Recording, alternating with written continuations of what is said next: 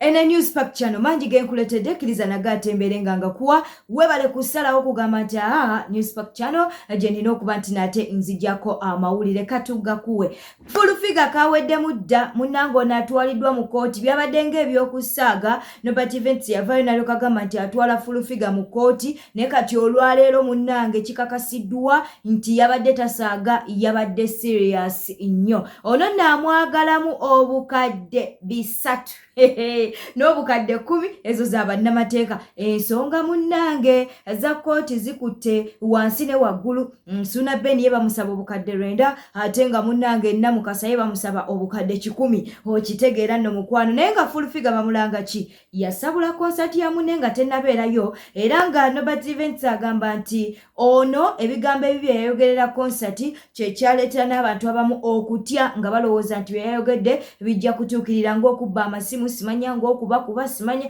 kwegamba byonna byayogera nga konsati tennabaayo ebyo nno bye bijjayo Nobert Events n'abanga ate amututte mu kooti kkiriza tubeere nga ate tweyongerayo era munnange nga tukyali mu nsonga za kooti kaakati buli omu yasazeewo okuba nti no teyeemenya na muntu yenna addukira buddukizi mu kooti Nambwayo wa Suna Ben naye nno munnange ali mu kutwala Bina Baby mu kooti amulanga ki Bina Baby yavuddeyo tetumanye bayatemye mugambo oba ddala alina obujulizi nina Mukasa bwati we yagamba nti alina obujulizi byawunzika talina bujulizi ng'ali mu kwetoola kakati Bina Baby yavuddeyo nalyo kagamba nti alina obukakafu obulaga nti n'omwana si wa Suna Ben twogera ku mwana wa Nambwayo kakati munnange Nambwayo agenda mu kooti Bina Baby bamutwala mu kooti mbulwa kutema mugambo omwana wa Nambwayo si wa Suna Ben katukuwe ODN enkambwe Nambwayo no tasaaga olaba munnange yalemera mu kalina kakati ne kooti naye agenda akatambi kaakano n'abantu balwanira nga ebajjattanjagalangako nanca omukyalo omukulu maama wange Bina Baby maamawo attanjagalangako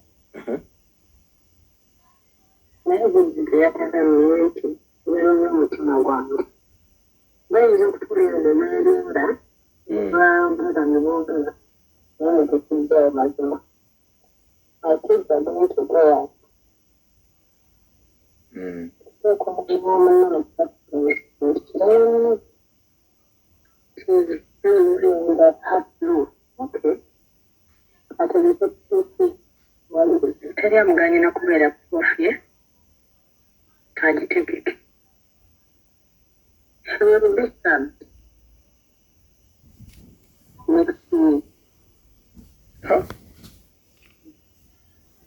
Bina Baby owedde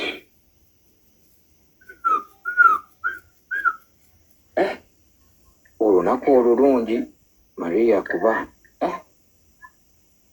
bikambwe Kiriza mbere nga mbuzaako ku mikwano gyaffe bano wammanga Martha ogamba otya Sega wa Ben tukutumiddeko Nankuke Esther tulina mukwano gwaffe ayitibwa Pass Ziwa Dija ogamba otya Olivia tukutumiddeko Mariam Muhammad tukutumiddeko ate nga tetwerabidde ne mukwano gwaffe ayitibwa Dohamada kiriza tubeere nga ate tweyongerayo mu mawulire amalala abaatugambye oba ge tufuna no ku Newspack Channel galaga nti Nagudi yakomezebwawo mu ggwanga lyattu Uganda naye Nagudi munnange webanga bituufu yakomezebwawo mu ggwanga lyattu Uganda ebyokumuzza munnange tebimulya akyasabula kaakati nno munnange avuddeyo n'abeera ng'asabula shira katukuwa akatambi kano first and foremost oli kamalaaya akawedde emirimu akaleeta buli kika ky'omusajja mu muzigo gy'osula kyokka engeri gye kiri nti gwe mulimu gwe kutambuza eyo enkuddu okutali nnyama n'omala ne weekyangira ku basajja ng'ofunye abalala era nze Sheila Price ngenda n'enkutunuulira n'enkusaasira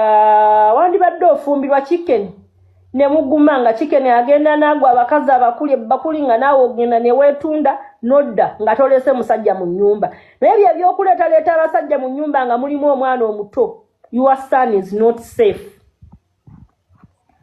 nze nakalabye mwana kaleeta story wambo okay darling nakalabye nga nawe kaleeta story mba munnange Nyumba yo simanyi yakwata omuliro mbu simanyi mbu kati mwanyumya ebyayita mwanyumya testimony. Oluva wakati bagenda kusuulira ka grenade ku kamotoka kabike. Akalulu ke kawempe munange ko keeyongedde bugumu okitegeera nno simanyi oba gw'okawani naye nga tulina kanso nalukola naye leero nalukola bambi tebimugendedde bulungi ajja wulira kye bayita politics maama nnyabo kiba mukozi bambi obwedda alaga akagalo balayika bakakosezza nnyo nga wooli mukulabaawe obwedda akalaga si ayogera empola musajja wattu akatambi ke tugenda kubeera nga tukakuwa ate n'ensereko munnange yayingiddewo bw'atyo nga wooli mukuba nti naate omulaba naye akatambi ke tugenda kubeera nga tukakuwa ye munange twogera ku mukwano gwaffe ayitibwa Alex Luwemba naye munange yasunsuddwamu ate nga nowa FDC naye yasunsuddwamu kwegamba buli muntu kati munange abeekawo empemwe musalawo ani gwe mwagala okuba nti nate ayongerayo ekisanja kya Segirinya candidate yamaze okwewandiisa laba engeri gye bamuyisizaamu Maloka yino.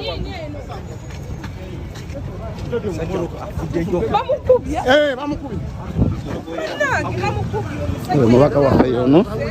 Sasa tumujyeyo ku police. Tumujyeyo ku police. So emotoka yiyo etambula. Emotoka yetanso tambula. Alo jangu. Epuwa. Nje simanyi luzungu. Otuda kakali. Ono obiwa ngo inasoma naye. Wafande bola bya. Kali, akumazo kulimba kula chanwalile. Bananga zemba fana neze munaku muna mwande mondaba.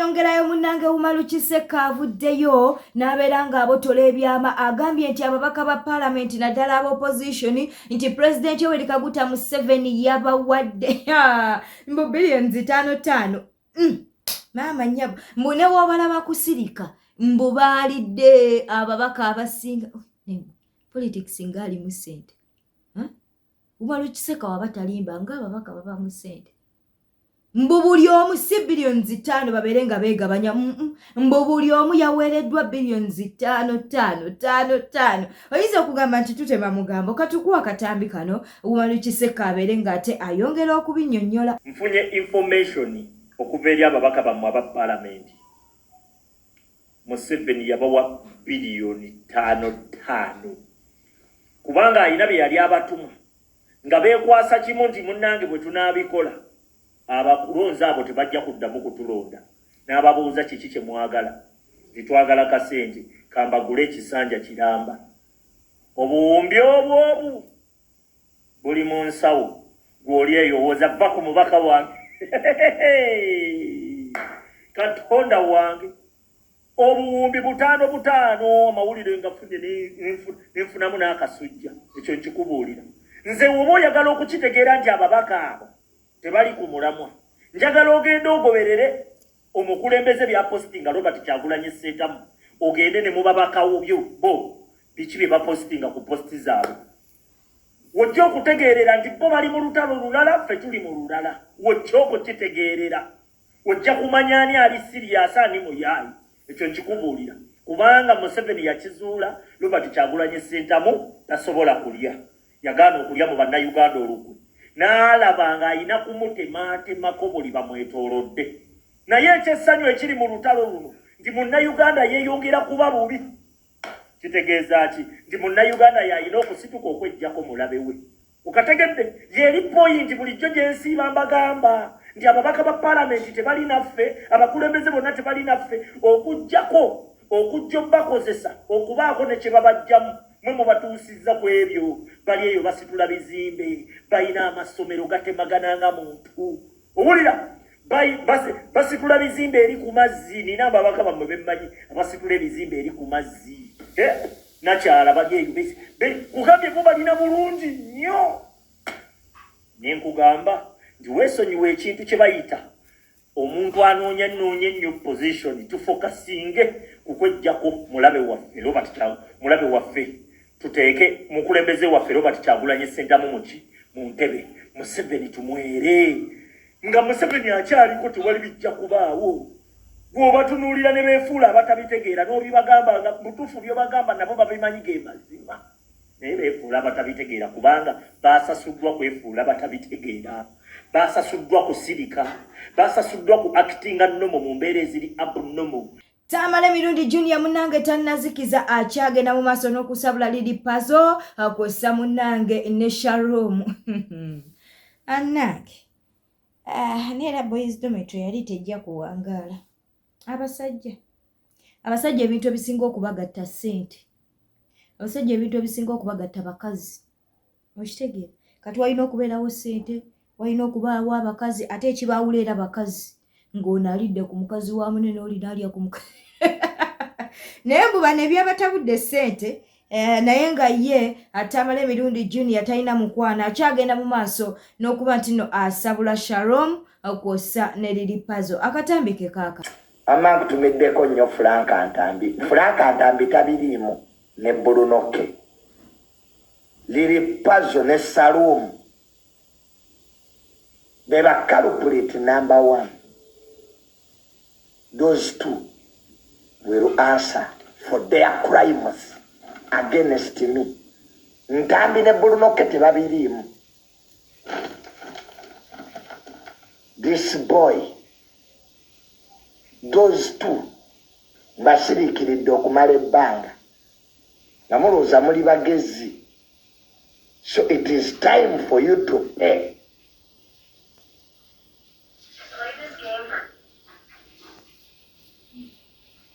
Mwababiri, you should apologize to me. Era ejjo nayogedde ne Frank Antambi ye tabiriimu musajja wattu ne Bulunoke Shalumu ne Lily Puzzle tukooye enkwe zammwe. We are tired of your hypocrisy. Tubagumiikiriza ekimala. Enough is enough. Tubagumiikiriza ekimala. And this is a message abantu basanyufu, people happy. Olw'okugambako Shalumu abantu basanyufu. Ng'eriro bonna bajjekinizi basanyufu. Basendi bonna basanyufu, everybody is happy. Nze nafunye amasimu okuva egy'ekiro. Ngaba nga weebale Junior kugamba ku mwana oyo mukomye enkwe. Omuntu aba mukwano gwo mukubire essimu omugambe n'ebintu by'oggula abantu bavuma abalala.